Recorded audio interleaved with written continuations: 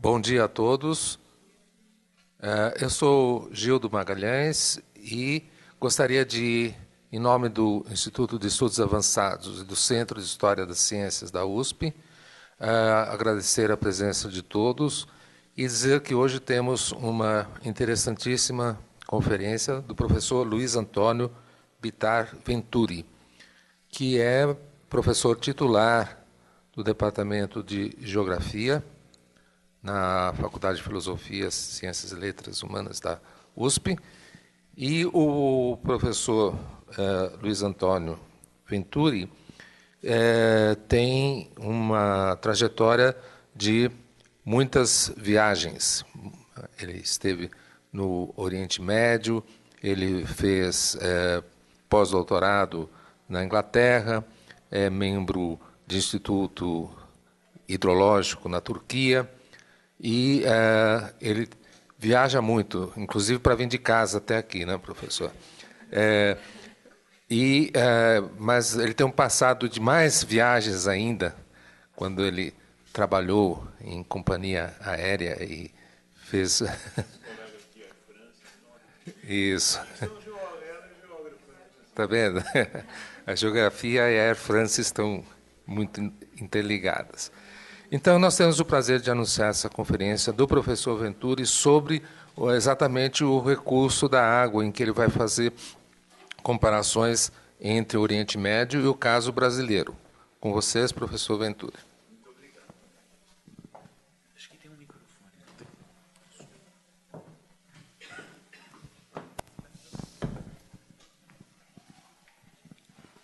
Bom dia a todos. Muito obrigado pela presença. Obrigado ao Instituto de Estudos Avançados pelo convite e ao Centro de Estudo Cronos de História da Ciência, cujo a coordenação, a presidência está com o professor Gildo Magalhães. E muito obrigado pelo gentil convite. É uma oportunidade de compartilhar uma experiência de pesquisa fora e fazer um paralelo, na verdade, entre os casos estudados no Oriente Médio. Depois eu faço uma ampliação desses resultados para nível mundial e chego no nível nacional, chegando à região metropolitana de São Paulo. Tudo isso permeado pela questão dos recursos hídricos. Tá certo? Na verdade, o trabalho que deu origem à minha estada na Síria, ele tinha como objetivo, no Oriente Médio em geral, mas eu fiquei sediado na Universidade de Damasco,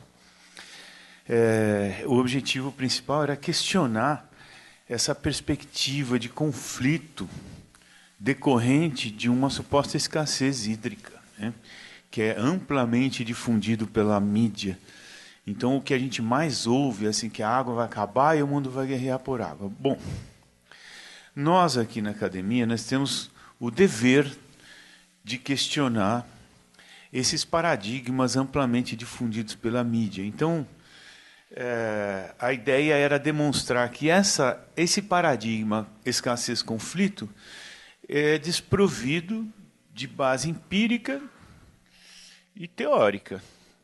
De base empírica porque não existe, nunca se viu dois países guerreando por causa de água. O que existe são questões mais diplomáticas, etc. E teórica porque a água é o recurso natural mais abundante do planeta. Então a ideia de escassez e de ela acabar é digamos, uma insensatez, né? Vamos lá. Então, para sustentar esse objetivo ele foi orientado pela hipótese de que tanto o compartilhamento das bacias internacionais quanto a tecnologia de produção e abastecimento anulariam essa perspectiva de escassez / conflito, levando a conflito, né? A variável compartilhamento ela foi estudada no contexto do Rio Eufrates, da bacia do Rio Eufrates, porque é uma área que associa os dois elementos do paradigma, né? Tanto a escassez quanto o conflito. Então a gente junta no senso comum as duas coisas e fala, é lá que vai acontecer. E eu trabalhei com dois indicadores. Um, que são os acordos de cooperação existentes, e outra, o que aconteceu com o Rio nas últimas décadas. Né? Então são estudos de caso, que depois os resultados serão ampliados e depois trazidos para o Brasil. É uma questão metodológica, né? A gente trabalhar com estudos de casos representativos. A segunda variável, a variável tecnológica, né, ou relacionada à tecnologia, ela foi estudada no contexto dos países do Golfo, que são as nações modernas, ricas, e os indicadores são dois também.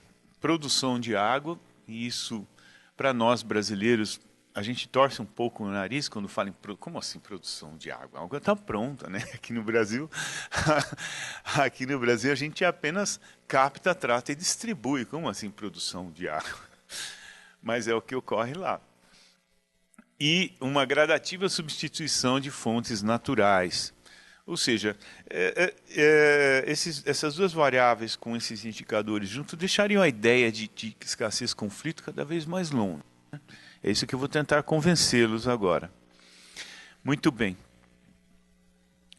Essa é o histórico de 40 anos de vazão do rio Eufrates. A gente não precisa se ater a detalhes, mas dá para perceber que uma das características do rio assim, são picos e vales de vazão. Né? E a mídia normalmente atribui isso à construção de barragens, principalmente na Turquia. Né? E aí, a gente situando as barragens e a inauguração dessas barragens nessa sequência de dados, a gente vai ver que não é bem assim. Por exemplo, aqui, a barragem de Ataturk, que é a maior de todas, ela foi concluída em 92. Mas antes, 3 anos antes, já havia uma vazão inferior. E eu não posso começar a encher uma barragem antes dela terminar de ser construída. E isso ocorre com várias outras. Né? E então, qual é a razão explicativa? Qual seria a razão explicativa? E vejam que todos os anos, com exceção de alguns anos, de fato de barragem, o protocolo de Damasco funcionou, porque o protocolo de Damasco ele assegura 500 metros cúbicos de vazão da Turquia para a Síria. Então, quando isso não ocorreu, como agora não vai ocorrer provavelmente, porque eles estão enchendo uma barragem nova, que é a Ilissu, então provavelmente ele baixa um pouco, no ano seguinte volta ao normal, porque as barragens elas têm um limite de armazenagem que não pode ser ultrapassado. Então chegou naquele e elas são preenchidas uma só vez e o rio continua fluindo ininterruptamente. Né? Então a história de que uma barragem pode secar um rio e deixar a Síria e o Iraque sem água, essa história ela não é verdadeira, porque as barragens têm seus limites de armazenamento, né? A partir do qual ela corre até perigo de... Então, a gente buscou, nesse mesmo período, nós buscamos dados climáticos e descobrimos que há uma correlação muito mais forte entre os índices de precipitação nesses 40 anos. Dá para perceber uma certa semelhança? Com fatores naturais do que com as próprias barragens, com índices de pluviométricos. E aí eu pedi para um hidrólogo fazer as análises estatísticas, que eu não sei fazer direito, e ele fez todas aquelas fórmulas lá e, de fato, ele comprovou esses índices de relação. É uma variável, é uma sequência constante, nada mudou significativamente nesses 40 anos. Certo? E aí eu fui atrás de mais dados também. Esses dados foram produzidos lá, né, pelos anuários estatísticos oficiais da Síria. Depois, o inventório de águas compartilhadas da Ásia Ocidental, da Unesco, das Nações Unidas, eles propõem também, eles incorporam essa idade midiática de que a diminuição da vazão estaria relacionada à construção de barragens e também a dessalinização à construção de barragens. Mas olha os dados que eles apresentam. Esse 1938 a 73, a vazão em Jarablus, que é a fronteira da Turquia é na Síria, mas na fronteira da Turquia, a vazão era de 30 bilhões de metros cúbicos. E neste mesmo período, 38 a 73, em Rendia, que é no Iraque, a vazão era de 19,8, ou seja, essa diminuição de vazão ela já existia naturalmente, porque esse é um período anterior a qualquer barragem, a qualquer projeto grande de irrigação. Então, isso é uma demonstração cabal de que essa é uma tendência do rio, uma tendência natural. Por quê? Porque aí a gente faz uma análise, fazendo uma análise geográfica da paisagem, a gente vai perceber que o rio nasce nos planaltos da Anatólia, que são cobertos de neve, tem vários afluentes, um índice pluviométrico muito alto, vejam em azul. Depois ele entra aqui na Síria, que já começa a entrar em ambiente desértico, e aí ele só tem 3 tributários, mas tributários assim, se você correr e pular, você chega na outra margem. E veja o índice pluviométrico, a precipitação, já diminui. Até entrar no Iraque, que é um deserto total mesmo, com 50 milímetros de precipitação por ano, nenhum afluente mais. Então vai isso tudo explica, por exemplo, eu tenho uma menor precipitação a jusante, menos tributários, maiores temperaturas, portanto maior evaporação a jusante, e também uma maior necessidade de irrigação aqui. Então tudo isso explica essa leve diminuição. Ela não é muito grande, essa diminuição. Ela existe sim, mas ela é natural. É isso que eu quis provar. Então o compartilhamento ele tem funcionado. E essa diminuição não se deve às barragens. E os dados mostraram isso. Bom, também em relação à qualidade da água, que a Unesco, as Nações Unidas associavam às barragens e aos projetos de irrigação, também é uma tendência natural o aumento da salinidade, conforme a água vai entrando num deserto. Porque a cada vez que a evaporação é maior do que a precipitação, a água se torna salina, porque na evaporação os sais não vão juntos. É o que acontece no Nordeste, por exemplo. Os teores de sal nas águas do Nordeste, eles são bem altos. Por quê? Porque lá a evaporação as taxas de evaporação são maiores do que as de precipitação. Então vai acumulando sal no solo e nas águas subterrâneas, naturalmente. E é engraçado que quando a gente pega isso aqui, a gente estuda em geografia, tem um curso inteiro de hidrografia, e a gente aprende que um rio de primeira ordem com um rio de primeira ordem gera um segunda ordem, e aí junta 2 rios de segunda ordem vira terceira ordem. Ou seja, há uma lógica que a jusante, a tendência é aumentar o volume de água. E a gente tem esse modelo na cabeça.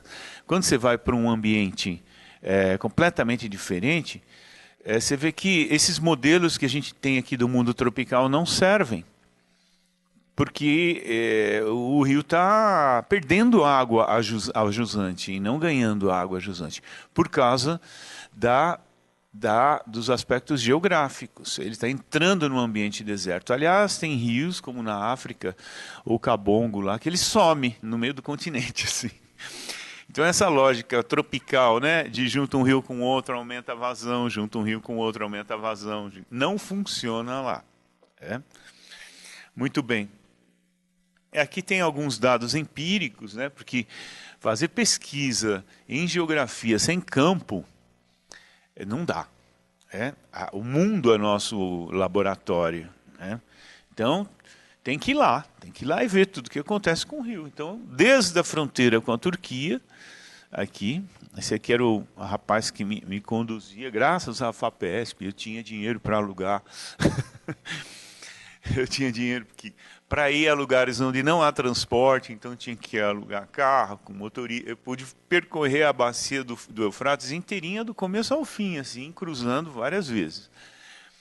Aqui, Médio Eufrates, na cidade de Raqqa, entre Raqqa, que foi durante um tempo aí a capital do Estado Islâmico, né? Deir ez-Zor, aqui Deir ez-Zor também, aqui as mulheres transportando água. E mais a jusante, Abu Kamal, que já é próxima à fronteira ao Iraque. E aqui na cidade de Hilla, que é Babel, província de Babel, a chamada Babilônia, né?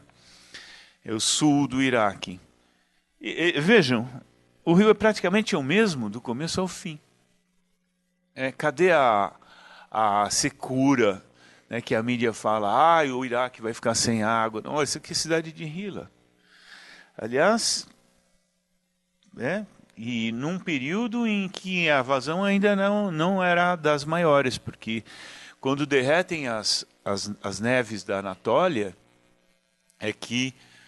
começa a vazar, lá por abril, né, que tem o derretimento das neves na Turquia, aí a água, o rio Eufrates é um rio interessante, porque ele, ao mesmo tempo, ele tem picos muito altos de inundações, e depois períodos de estio. Ele é um rio muito irregular, e as barragens ajudam a regular. As barragens ajudam num período de estio, soltar mais água, num período de perigo de inundação, segurar mais água. Muito bem.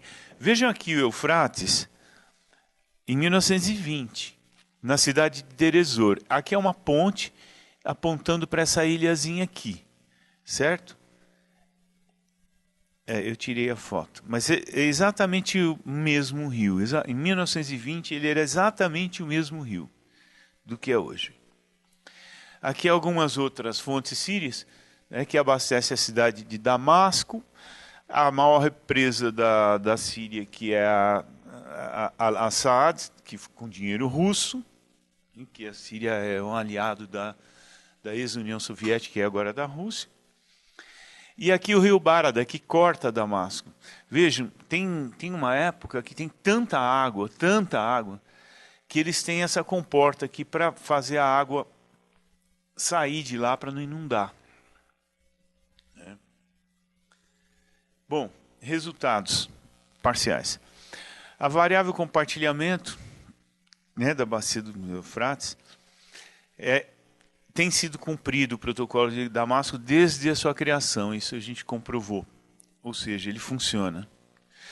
O rio apresenta vazão regular, com tendência a leve diminuição, desde sempre. Desde muito antes das barragens, desde 1938, que tem as medidas, até hoje, não houve nenhuma mudança significativa na vazão e nem na qualidade da água do rio. Tá? A qualidade se mantém, embora com o aumento da salinidade ajusante, que é um fato natural. Qualquer rio que entra num deserto vai acontecer isso. E os fatores naturais, portanto, explicam de forma muito mais eficiente essas tendências, né, do que as intervenções antrópicas. Chegando à segunda variável, que é a tecnológica, eu queria mostrar para vocês a evolução da produção de água dessalinizada nos Emirados Árabes Unidos. Essa coluna maior aqui é água dessalinizada. E essa menor aqui é água de fontes naturais. Eles estão, para dizer um português bem claro, não dando a menor importância para fontes naturais mais. Porque a demanda é crescente e as fontes são ínfimas e estão se exaurindo. Então veja aqui no ano de 2005, 99,29% de toda a água utilizada nos Emirados vinha do mar, né? Via processo de dessalinização. E os Emirados não só, mas o Catar é o país mais árido do mundo, né? Não tem nada absolutamente de água, tudo lá é dessalinizado. São países que têm uma disponibilidade hídrica menor do que 100 metros cúbicos por habitante por ano. Ou seja, é bem menos do que a ONU recomenda. Só que com a dessalinização, eles conseguem um conforto hídrico que chega a 1.127 metros cúbicos por habitante por ano, com excedente ainda de 11%. Isso é nível de Suécia, de África do Sul, a nível de países que têm conforto hídrico. Só que isso é obtido artificialmente através da dessalinização. Então, cada país, toda a Península Arábica, ele é pontuada por usinas de dessalinização e não há o que disputar ali. Cada um resolve do seu jeito e a ideia de conflito ela meio que se anula. Não tem um rio assim para ser disputado entre um país e outro, uma bacia. Não tem. A escassez é tanta que não há o que ser disputado. Então a ideia de conflito não existe em relação à água. Cada um resolve da sua maneira. Esse é a demanda, da demanda de água em Dubai. Esse é um bairro de Dubai que se chama New Dubai. Eu coloquei entre aspas como se a gente pudesse chamar alguma coisa de New lá, né? É um país que tem 30 e 40 anos de idade e tudo é super novo, mas eles têm alguma mais nova ainda. Então, uma demanda fortemente crescente e eles dão cada vez menos, eles nem procuram mais a água subterrânea, para dizer a verdade. E vejam, um país com uma disponibilidade natural hídrica de menos de 100 metros cúbicos por habitante por ano, parece um paraíso das águas. Parques temáticos, pistas de esqui dentro de shopping center, é uma Disneylândia da água, né? O país inteiro é super florido e gramado e campos de golfe. Parece que você está no paraíso das águas, assim. E tudo isso regado, que o Max Sorre, aquele geógrafo que nós tanto gostamos, ele já propunha irrigação mais eficiente por tubos furados por baixo da água para evitar a evaporação, né, para aumentar a eficiência. Então, todos esses jardins, todos esses gramados, todo tem redes de tubos perfurados por baixo para manter a irrigação. E essa é uma usina na Arábia Saudita. A Arábia Saudita consegue produzir 1 milhão de metros cúbicos de água potável por dia. Ou seja, não dá nem para armazenar. É como se abríssemos as torneiras do oceano. E isso faz com que a gente tenha que rever, nós voltando de lá, nós fizemos uma enorme de uma revisão conceitual, porque as nossas concepções e as definições em relação aos recursos hídricos não servem mais.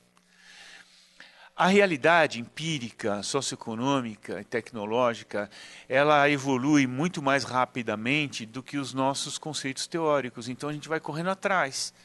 Vai passando o tempo, os nossos conceitos vão perdendo a acurácia e a gente tem que ir atrás para tentar ajustá-los às novas realidades. E é isso que a gente fez. Eu vou mostrar para vocês.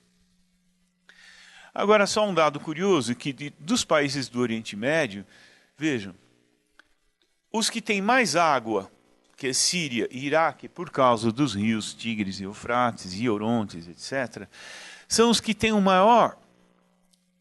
a população sem acesso à água potável.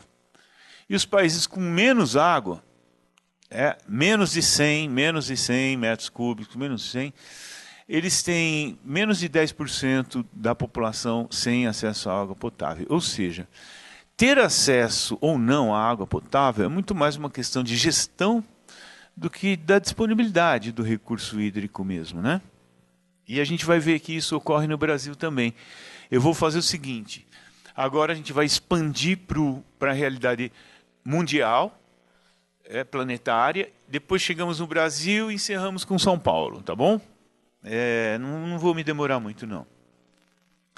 Então, também em relação à variável tecnológica, a tecnologia resolve o problema de abastecimento, está cada vez mais eficiente e mais barata, com um uso crescente de fontes de energia inesgotáveis.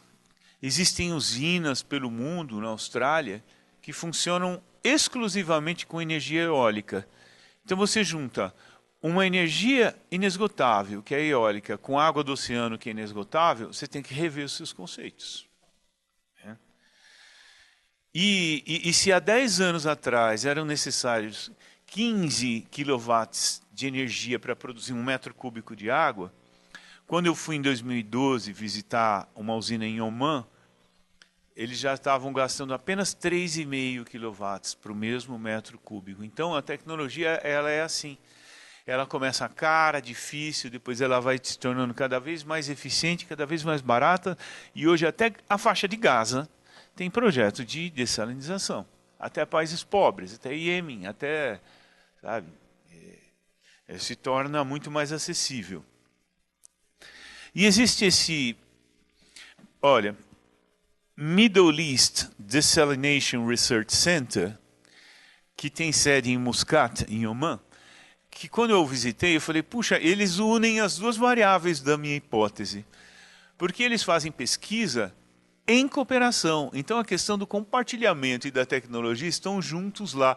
Lá tem israelenses, palestinos, sírios, indianos, trabalhando com nanotecnologia. Você vê gente do mundo inteiro em cooperação, trabalhando em projetos para tornar mais eficiente e mais barato esse processo.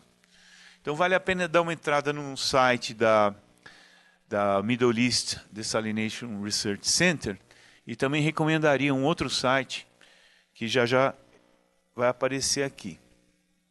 Um site da IDA, International Desalination Association. Vocês vão ver que hoje mais de 300 milhões de pessoas bebem água do mar, e vocês vão experimentar, que eu trouxe um pouquinho aí.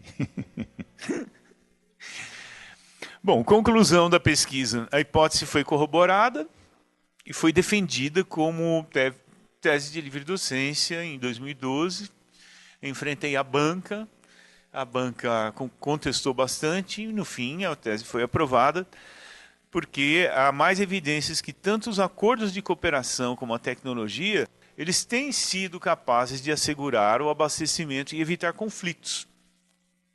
Anulando o paradigma malthusiano, né, de que a água vai acabar e o mundo vai guerrear por água, que é o que a gente vê na mídia. O Malthus deve estar lá assim, super feliz onde ele estiver, fala assim, puxa, depois de 200 anos relembraram de mim, estou em voga novamente. Né? Muito bem.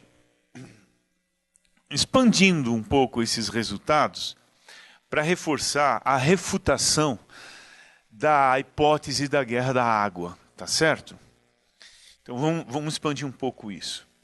Primeiramente, mais de 260 bacias internacionais no mundo, segundo Aldo Rebouças, que é o meu guru da água, aí, a maior autoridade sobre água que nós tivemos aqui na USP. São assegurados por acordos e tratados. Por isso que a gente não tem conflito de países guerreando por água. Me dá um exemplo de 2 países que guerrearam por água. Na história. Exemplo, não tem base empírica isso. O que tem são rusgas diplomáticas, né? Que é diferente. Cerca de 150 países atualmente produzem água por dessalinização, inclusive usando energia eólica e solar. E aqui está o site do IDA, International Desalination Association. Vocês podem ver esses números lá. Mais de 300 milhões de habitantes consomem água do mar, dessalinizada. E é muito mais barato dessalinizar a água ou tratar esgoto do que guerrear por ela. Atualmente é muito mais barato você planejar, tratar, distribuir a água do que se aventurar numa, a não ser que seja um Estado Islâmico, aí, um bando de pirados, mas aí a gente não está falando de Estado exatamente, né?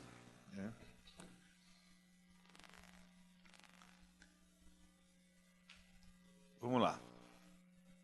Outra coisa, o Aaron Wolf, que é um especialista em água de fama mundial, ele fez esse mapa aqui, com todas as bacias e todos os acordos. E esse -7 aqui é guerra formal.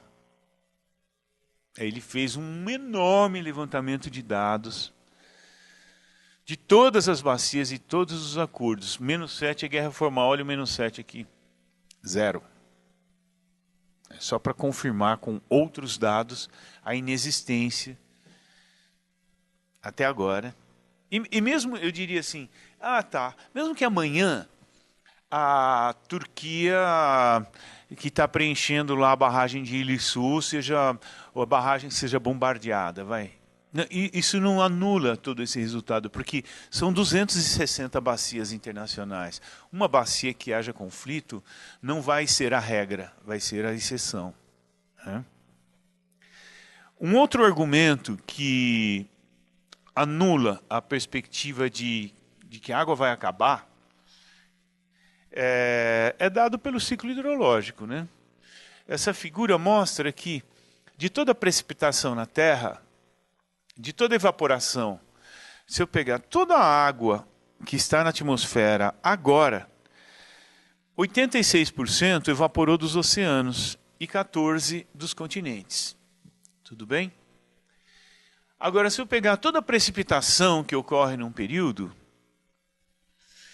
22% vai precipitar nos continentes e 78% nos oceanos. Isso quer dizer o quê? Quer dizer que pelo ciclo hidrológico e por essas correntes de advecção, nós temos uma recarga, um superávit de 8% contínua nos continentes. Ou seja, não há como a água acabar, porque o nosso grande reservatório de água doce são os oceanos. De onde vem a água dos continentes? Que, né, no ensino fundamental a gente aprendia que vinha das rochas, as rochas brotavam água. Mas a gente sabe que, né, toda a água que existe no continente ela veio via evaporação e precipitação e infiltrou nos aquíferos, nos rios. E é exatamente por causa desse, olha, tá vendo? Evaporou 14, precipitou 22. Exatamente por isso que os rios não secam, os lagos não secam. Que mesmo que fique um tempão sem chover, o rio vai estar desaguando água no oceano ininterruptamente. Tá? E mesmo que a gente pensasse, né, quando eu falo que a água é inesgotável, mas professor, eu estou pensando só na água doce, que é a que eu bebo. Eu falo, tudo bem, eu não posso fragmentar a análise geográfica do ciclo hidrológico. Porque se eu considerar só água doce, eu vou ter que considerar que o rio, quando deságua no mar, a água está se destruindo. Não, de onde que essa água doce vem? Então não dá para você fragmentar e falar, eu só quero essa parte do ciclo hidrológico, o resto eu não quero. Não dá para pensar assim. Né? E tem mais um dado também, né? O mesmo volume de água que existe hoje na Terra é exatamente igual a 2 bilhões de anos. Ou seja, de 2 bilhões de anos para cá, o volume de água não aumentou nem não diminuiu. Por quê? Porque todo o uso que a gente faz da água é não consumtível, ou seja, a água não se consome. A água que você bebe, ela não se consome, ela volta para o sistema. A água que você irriga, ela volta para o sistema. Não há destruição da molécula de água. A mesma molécula de água que molhou a testa de Jesus Cristo quando ele foi batizado pelo João Batista lá no Rio Jordão, pode de repente cair na sua testa aí na hora que você tomar chuva. Ela está só mudando de lugar, de estado, por isso que as quantidades não mudam. E por isso que é equivocado chamar a água de recurso renovável, porque não há reposição de estoques. A quantidade é a mesma, sempre. Tá? Então, a água é um recurso inesgotável, naturalmente reciclável, reprodutível nas usinas de dessalinização, porque a gente acelera os processos naturais para aumentar a produção e atender às demandas. Tá bom? Vamos chegar ao contexto nacional. Agora, é chocante. Preparem-se emocionalmente. E a professora Palheta está aqui, eu gostaria de agradecer a presença dela. Ela foi minha professora de Amazônia no curso de Geografia, quando eu era estudante da graduação, e ela está nos dando a graça da presença dela praticamente diária no departamento. E o que eu vou mostrar aqui tem muito a ver com o Amazonas, mas assim não é exatamente um dado bom, professora.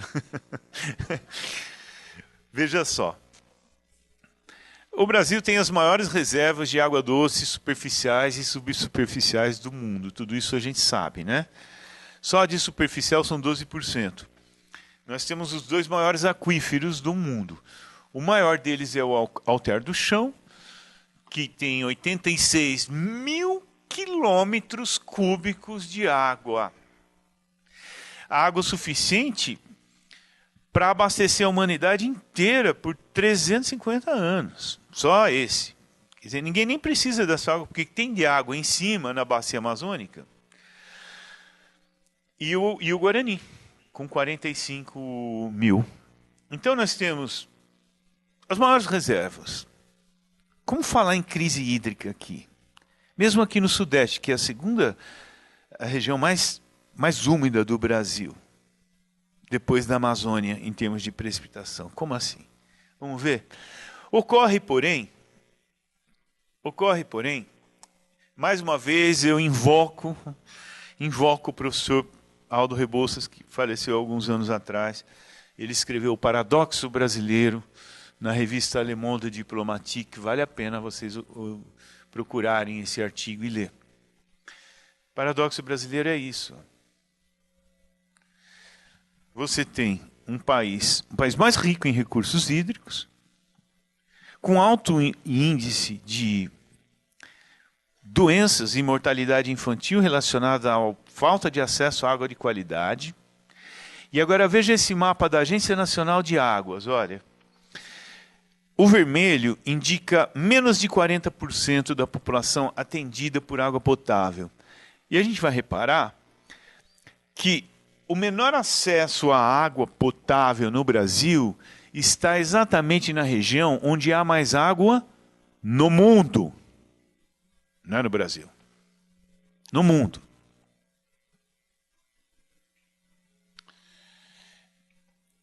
E aqui eu ia comparar o caso da região metropolitana, que é a segunda região mais úmida, com o caso de Damasco, né? Eu sempre conto essa história. Quando eu estava lá, eu aluguei um apartamento no centro, e aí na cozinhinha tinha 2 torneiras. E eu usava daqui, usava dali. Eu sou destro, eu usava principalmente a da direita, né? E aí depois de um mês, mais ou menos, o proprietário, que era um senhor Salim, que me visitava periodicamente, depois de um mês ele falou: "Ai, seu Luiz, eu esqueci de avisá-lo que a água dessa torneira direita aqui não é para beber, não é para fazer café, não é para..." Já fazia um mês que eu estava usando aquela água, porque eu sou dessa.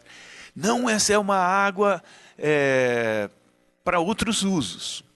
Como é que eu ia imaginar que um país pobre vai ter água de 2 qualidades para você promover um uso racional qualitativo, coisa que a gente não pode fazer aqui. A gente só recebe água, a mesma água que eu bebo, eu dou descarga. Quando você fala assim, vamos usar racionalmente a água Então as pessoas falam assim, como? Aí eu pergunto para os alunos, como?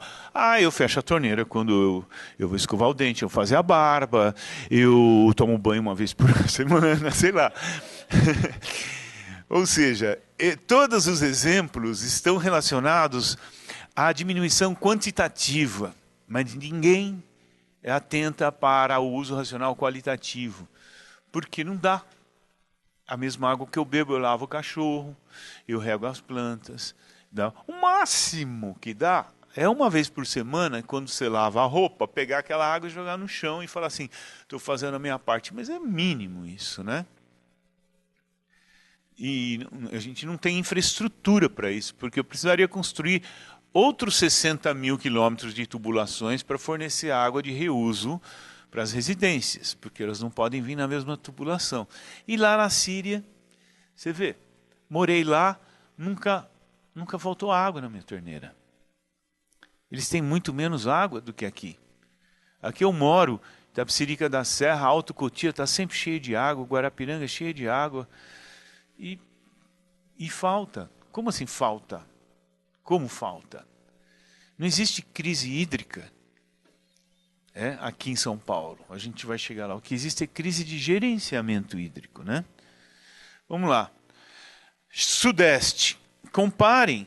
Agora eu dou umas incursões na geografia aqui, né? A costa brasileira com a costa do Chile, hiperárida. Costa da Namíbia, muito mais árida. Olha, inclusive as areias do deserto. Né? Por quê? Porque a terra gira da esquerda para a direita. E a gente tem a sorte de ter o litoral voltado para o Oriente. Portanto, a gente recebe continuamente umidade dos oceanos. Coisa que não ocorre nos países que estão com a costa voltada para o Ocidente, para o Oeste. Tudo bem que tem as correntes aqui de Humboldt e aqui de Bengala que ajudam a promover essa secura. Mas basicamente é isso. Isso aqui é contínuo, isso aqui nunca vai acabar. É a segunda região mais úmida do Brasil, como eu disse. Agora olha o contexto do estado de São Paulo. Rapidamente, já tô terminando, tá? Já está acabando. Não dá para ver, mas dá para ver que é um tomzinho azul claro, né? De tanto rio, a densidade de drenagem, depois tentem chegar perto, para vocês verem a densidade de drenagem do estado de São Paulo, é impressionante. Mal dá para distinguir. Depois aqui os aquíferos. Há vários aquíferos sobrepostos. Tem o Guarani, tem o Serra Geral, tem o Bauru, tem o Tubarão, tem o Taubaté. Nossa, tem aquífero que não acaba mais. De altíssima qualidade. Porque olha o mapa da qualidade da água subterrânea de São Paulo. Porque daqui para cá é tudo sedimentar. E o aquífero sedimentar, que é de porosidade intergranular, ele é filtrante. Então a água infiltrou ali, ela é limpa. Uma água poluída, atravessou 10 metros de arenito, ela já fica completamente limpa. E aqui na região metropolitana, eu digo a vocês, são poucas as metrópoles que eu conheço que dispõem de tanta água, tanto em termos de sistemas de reservatórios, que nós temos aqui, todos esses, Cantareira, Alto Cotia, Rio Claro, Rio Grande, que todo mundo conhece, além de diversos rios, o Rio Tietê. Não pode usar o Rio Tietê, por quê? Qual é o problema da crise hídrica de São Paulo? É muito simples. Muito simples. Nós não somos capazes de parar de poluir. 2, não somos capazes de tratar essa água em volume e velocidade suficiente para colocar na rede. Porque tanto faz se a Guarapiranga está com 60% ou 110% de água, isso tanto faz. O que é determinante é o quanto eu consigo limpar para colocar lá. Porque ela pode estar transbordando, mas a minha capacidade de purificar é X, é só aquele X que eu vou usar. Tá certo? Então é um problema muito mais de gerenciamento. Não dá para conceber crise hídrica. Crise hídrica natural, ela na verdade, conceitualmente, ela não existe. O que existe são regiões com escassez hídrica natural. Agora, se uma população se estabelece em uma região de escassez hídrica natural e não é capaz de assegurar o seu abastecimento, isso é um problema social. Porque habitar aqui ou ali é uma determinação social. Então não existe. O que existe é escassez natural. Crise é um conceito social. Aqui a gente tem, além dos 6 sistemas, o Rio Tietê, o Rio Pinheiros, o Rio Tamanduateí, Aricanduva, Embu-Mirim, Embu-Guaçu, Cotia, etc. E, atenção, a represa Billings, com cerca de 1,2 bilhões de metros cúbicos de água, que poderia sozinha abastecer quase 5 milhões, eu coloquei mais de 5 milhões, mas não, são quase 5 milhões de pessoas, só a Billings, com o volume de água que ela tem hoje. E quanto que a gente usa dela? Nem 1/3. Por quê? Porque ela continua recebendo 800 toneladas de esgoto por dia e 500 de lixo por dia. E aí eu tenho um enorme reservatório que é maior do que todo o sistema Cantareira, completamente subutilizado. E aí vem alguém e fala que faltou água porque choveu pouco. Então, gente, nós temos os inimigos públicos número 1, né? Que o primeiro lugar é São Pedro, que a gente vai começar a ouvir falar dele agora. E vai faltar água porque choveu pouco. Está chovendo aí. Não, tá chovendo. Não foi porque poluímos e não conseguimos tratar. Porque assoreamos. Não, foi porque choveu pouco. Como se nós vivêssemos numa sociedade primitiva que só tem água que se chover. Porém, nós vivemos numa metrópole global, com pujança econômica e tecnológica. Como assim? Choveu, tem água, não choveu, não tem água. E se chover muito, ainda inunda. E aí eles vão falar, olha, inundou porque choveu muito. Nós temos dados de mais de um século da variação pluviométrica para serem usados para subsidiar o planejamento e a gestão do abastecimento. A gente sabe que existem alguns anos que tem acima da média, que chove acima da média, abaixo da média, eu não vou contar com isso. Então, cada vez que chove abaixo da média, a gente é pego de surpresa e temos racionamento de água como se nós fôssemos uma sociedadezinha primitiva que não soubéssemos planejar todo esse recurso hídrico que nós temos disponíveis aí. Eu fiquei imaginando, em 2014, quando teve a chamada da crise hídrica, os repórteres da BBC vieram aqui para falar sobre a crise hídrica. Eles sobrevoaram São Paulo de helicóptero, olhando assim. Eles olharam um rio aqui, outro rio ali, uma represa enorme aqui, uma represa enorme ali, uma outra enorme ali. Eu falei, how come? Water scarcity you are talking about? E o menino Jesus, porque vocês sabem que o El Niño, ele tem esse nome porque ele começou a se reparar nele na época de Natal, na costa do Peru, então eles deram o nome do menino, o menino Jesus, e que também é usado para qualquer coisa. E agora a gente tem um novo coringa da ineficiência pública, que é o aquecimento global, Então qualquer coisa de errado que exista, que aconteça, a culpa é do aquecimento global. Se o preço do tomate aumentar, é o aquecimento global. Se não dá a marginal, é o aquecimento global. Outro dia eu vi um absurdo tão grande no rádio que eu só não liguei para lá porque eu estava dirigindo. Quando teve um tsunami aí, um dos últimos aí, a pessoa que estava falando assim, o aquecimento global, está gerando essas coisas. Um tsunami não tem nada a ver com o clima, é um fenômeno tectônico.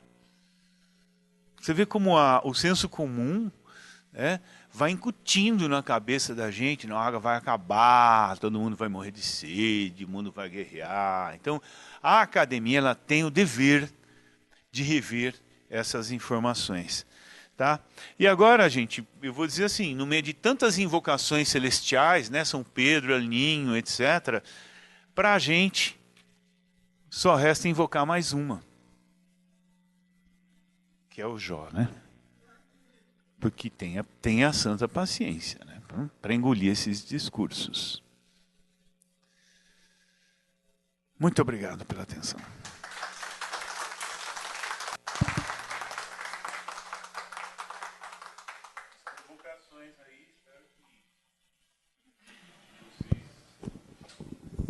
Bom, depois desta lavada, né, que o professor Luiz deu nos catastrofistas de plantão, vamos abrir para comentários, perguntas. Obrigado. Eu gostaria, por favor, Angélica, se alguém quiser experimentar a água do Mar Vermelho, tá? A Angélica sobraram 4 garrafinhas da última viagem. Então, ela vai distribuir em copinhos pequenos, tá? Pois não, Nós vamos fazer de conta que é uma cachaça dessas bem caras. Pronto. Quem gostaria de fazer comentário? Eu. Tá. Professor, muito obrigada. Você pode se identificar? Eu sou a Mariana, eu sou estudante de engenharia ambiental. Eu tenho um projeto chamado Seu Lixo Meu, que justamente vê toda essa parte de contaminação. Seu Lixo Meu. E a gente tem estudado muito sobre, por exemplo, contaminantes emergentes, os agrotóxicos que são lavados pela chuva. A Sabesp, por exemplo, apesar dela ser uma responsável pelo tratamento, você tem áreas que esse esgoto está jogado em natura, né? Isso é fato. E ela não retira, por exemplo, fármacos da água. A gente tem, que é outro problema. A gente tem, por exemplo, áreas que podiam ser de recarga sendo desmatadas. A gente tem o cerrado em cima do aquífero, mas sendo destruído, que também vai ter um outro problema lá futuramente. O senhor me corrija se eu estiver errado. Então, eu acho que na cabeça da população existe um conceito errado. Uma coisa é disponibilidade de água e a outra coisa é crise. A gente podia chamar até de crise político-socioambiental, digamos assim, porque o que o senhor deixou hoje na minha cabeça a gente só não tem acesso à qualidade de água porque a gente não tem competência política e econômica. O recurso está aí. Mas tem todas essas contaminações hoje em dia, né? A gente tem aqui em Santos as crianças crescendo no esgoto, né? Assim, um problema de anos sendo ignorado. Então, assim, como que a gente começa a discutir isso de uma forma que eu possa passar para um público leigo? Porque eu acho perigoso a gente também falar que tem água em abundâncias com todos esses problemas socioambientais. É uma pergunta interessante. Toda vez que eu falo em escolas, algum professor fala assim: professor, não é perigoso falar que a água é um recurso inesgotável e tal? Fala assim, a gente não educa pelo medo, né? Vou mentir para eles que a água vai acabar? Não, a gente educa, fala assim, vai faltar água na sua torneira, mas você tem que saber por que vai faltar. Vai faltar água limpa porque nós não somos capazes de despoluir, parar de poluir e despoluir. É por isso.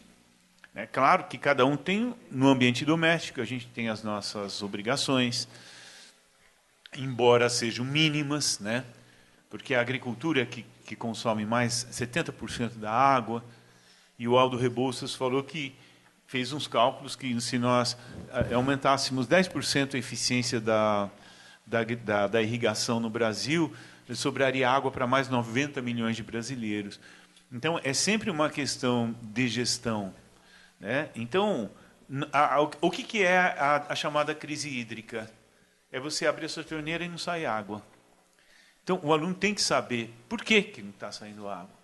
Porque, na cabeça dele, ele vai ligar a televisão e vai dizer assim, choveu pouco, por isso que não tem água. Então, ele não vai saber nem responsabilizar quem tem que ser responsabilizado, né?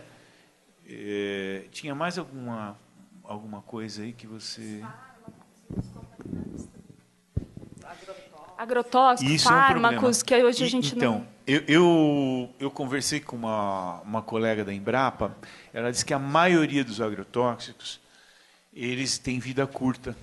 E quando eles começam a infiltrar, depois de uns 15, 20 metros, eles não têm mais efeito. Foi o que ela disse. Eu não estudo exatamente isso. E o pior são os esgotos, muito pior, por causa dos nitrogenados, etc. São muito piores do que os agrotóxicos, porque eles têm vida curta. E como a maior parte da agricultura está em bacia sedimentar, porque o relevo é aplanado, e né, você tem agricultura de cana e grão só em áreas aplanadas, que são as bacias, os planaltos sedimentares ou as depressões periféricas, etc., que são sedimentares e que, portanto, têm um efeito filtrante muito, muito grande. Imagine uma camada de arenito com uma vela de filtro, por exemplo. Então, não dá para generalizar. Os fármacos são perigosos, alguns agrotóxicos também têm seu nível de perigo, os esgotos têm as suas características, e tudo isso vai mudar dependendo do ambiente onde eles estejam, se é cristalino, se é sedimentar. Isso tem que ser levado em consideração também. Ou se é kárstico. Se for kárstico, é pior ainda, porque não tem nenhum efeito filtrante. Tudo que entrar lá contamina tudo, né? Que são os aquíferos de condutos. Então, digamos assim, não há uma regra fixa para tudo isso, mas, por precaução, a gente tem que tomar atenção a isso. Toda a área da depressão periférica de São Paulo, que começa ali em Sorocaba e vai até praticamente Botucatu, são áreas em que as camadas do arenito estão expostas, por causa do escavamento, do que o Aziz chamava de circundenudação da bacia. Então, todas as camadas ficam expostas, e é por ali que entra a água, a recarga dos aquíferos, mas é por ali também que pode entrar poluentes. Então, tem que estudar bem os casos, né? É assim. Nada. Mais alguma pergunta, comentário?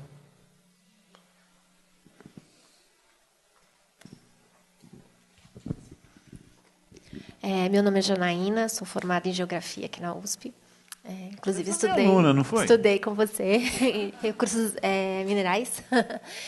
E eu queria entender como você vê, sendo um pouco malthusiana, inclusive, a questão desse estoque de água que a gente tem aí há 2 bilhões de anos, mais ou menos estável, e a questão do aumento populacional, se há um conflito em relação a isso. Olha, é uma pergunta interessante também, porque nos faz refletir sobre a pequenez da humanidade. Nós temos 7 bilhões e 600 mil. Isso foi atingido em 2016 ou 2017. 7 bilhões e 600 mil habitantes na Terra. Se você pegar um quadrado de 100 quilômetros de lado, ou seja, daqui para Jundiaí, um lado, depois outro lado, outro lado, outro lado, você coloca a humanidade inteira ali dentro. Não dá as dimensões. O ser humano é muito arrogante. Ele acha que ele vai destruir o planeta. Ele não tem como. Ele pode até destruir a vida, sei lá, uma bomba aí, mas o sistema Terra ele não destrói. Ele não destrói. Vai se recuperar, vai. Agora, as quantidades de água que existem. Tem um autor norte-americano, Camp, que ele fala o seguinte: só as águas atmosféricas já seriam suficientes para abastecer esse quadrado aí de 100 por 100. Que é o que o programa Cisternas, que existia há uns anos atrás, não sei se foi, né? Se ainda existe, fazia, abastecia as pessoas só com águas atmosféricas. Então, é muita água. Os arautos do Apocalipse, eles chegam e dizem assim: tudo bem que tem muita água, mas só 0,03% está na forma líquida disponível em rio e tal. Mas eles não dizem quanto que é esse 0,03% em termos de volume. É muito, muito mais do que a capacidade humana de usar. Não se preocupe que, mesmo que a gente tivesse 50 milhões de habitantes, bilhões,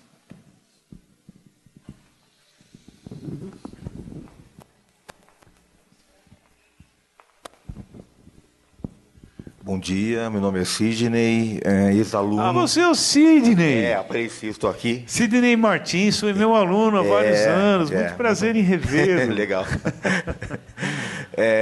Eu vejo que esse discurso, né, meio apocalíptico, né, de esgotamento da água como recurso, Que vende, né, ele tem uma ressonância muito forte, né, no senso comum, na mídia, isso até esperado em função dos atores políticos, econômicos que estão por detrás disso. Mas o que me chama a atenção, e eu vejo com muita preocupação, é que esse discurso ele também penetra com muita facilidade no âmbito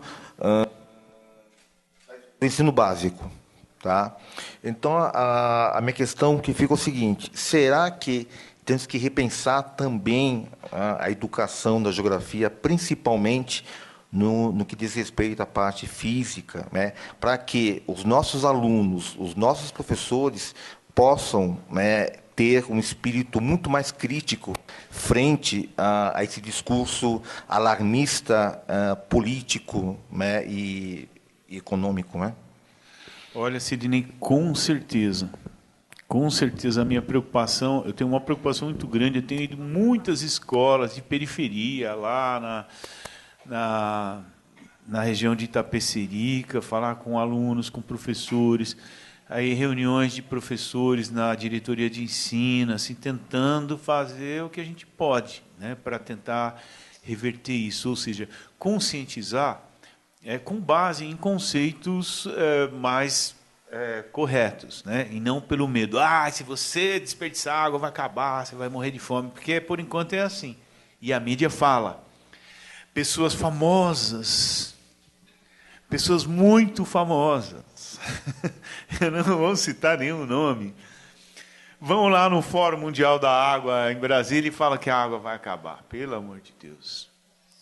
Ou então, essa perspectiva apocalíptica, ela é demonstrada e comprovada e questionada neste livro. Tem um capítulo que fala, por quê? Por que esse paradigma é tão amplamente difundido? Tudo isso que eu falei, e essas pesquisas, elas estão nesse livro aqui, Água, o Fluxo da Paz, né? No Oriente Médio, o Fluxo da Paz. Porque vende.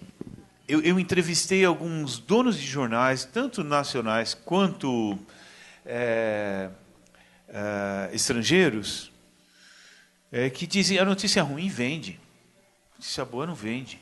Então, a gente se você falar que o mundo vai guerrear por água, vai vender muito mais, o livro vai vender muito mais. Então, tem essa questão, digamos, de interesse comercial, de vincular informações que vão vender mais. Essa é uma questão. E aí, a obrigação da academia, das escolas, é questionar isso e para tentar, né, digamos, consertar essas informações erradas aí.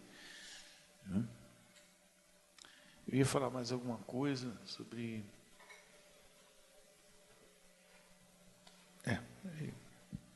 Posso também fazer uma pergunta? Claro, professor. Eu lhe devo todas as respostas. Eu gostei muito que você colocou logo no início a variável da tecnologia, né, como podendo fazer parte da resposta à suposta crise. Porque a tecnologia é onde o Malthus mais errou. Ele não levou em conta a transformação que a ciência e a tecnologia trazem para a humanidade e como isso afeta a descoberta de novos recursos, o uso de recursos antigos e assim por diante.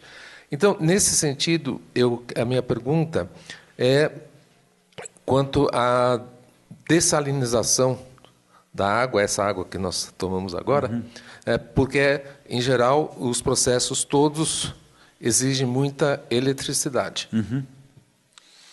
E a própria despoluição das nossas cloacas a céu aberto aqui de São Paulo, né, Pinheiros, Tietê, Tamanduateí, etc., todos os projetos envolvem o uso muito grande de energia elétrica. E nós precisamos ter tecnologia para poder limpar esses rios para poder mantê-los limpos e assim por diante. Mas, me reportando agora no caso da dessalinização, seria viável nós utilizarmos essas técnicas de dessalinização no Brasil, porque nós temos aqui a energia elétrica é uma das mais caras do mundo. Que também não se justifica, tem as suas explicações históricas, sociais, políticas, né? Mas como que nós podemos enfrentar esses problemas que exigem eletricidade na situação atual brasileira? Bom, eu conversei com o Michel Morillon, que é o engenheiro responsável pela usina lá de Oman, e eu perguntei sobre as perspectivas. Ele disse: Luiz, rapidamente isso vai mudar da costa para o interior. Eu falei: como assim? Porque é muito mais fácil limpar a água de esgoto com essas membranas. Aliás, essas membranas muito mais simples do que as de dessalinização. Só para vocês terem uma ideia, se eu considerar 1 centímetro quadrado, o poro dessa membrana seria o equivalente a uma moeda de €1 no meio do território francês. Só para vocês terem uma ideia. Ou seja, ela sai absolutamente sem nada do outro lado.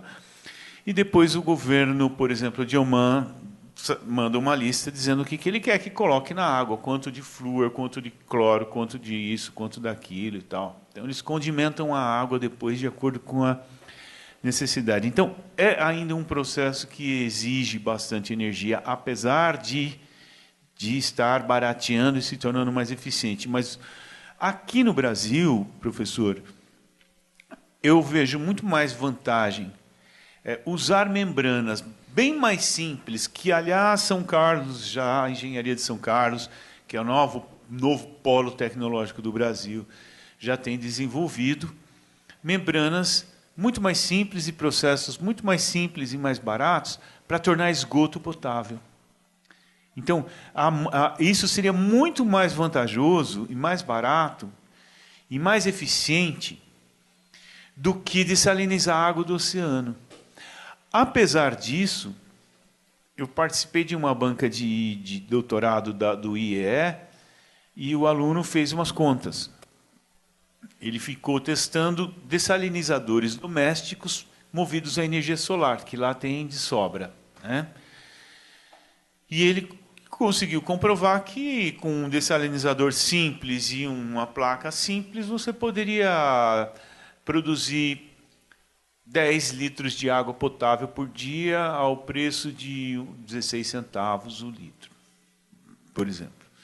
O problema é que ele fez isso em escala doméstica e não em escala de comunidade, porque aí quebra a máquina de um, quebra de outro. Então, se fosse comunidade, envolveria a comunidade. Então, e também porque a água do subsolo do Nordeste ela é salobra, ela não é salgada. Então, o processo seria mais, digamos assim, mais fácil, mais leve, né, do que a água do mar.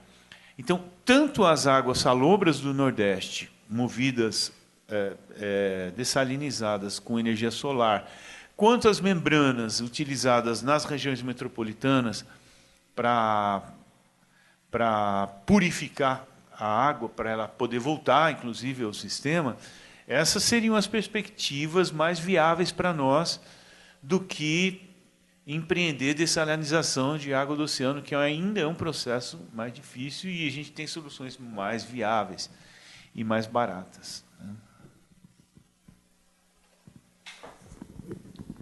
Mais algum comentário? Então, só me resta agradecer novamente ao professor Luiz Antônio Venturi e obrigado ao público que esteve aqui. Obrigado. O Eduardo está com os últimos 12 exemplares do livro. A editora fechou, não vai haver outra edição. E a gente está traduzindo para o inglês esse livro. Então, vocês podem esperar uma versão aí mais para frente em inglês, tá bom? Muito obrigado pela atenção. Adorei ter vindo aqui. Virei quantas vezes forem necessárias. Muito obrigado. Até logo.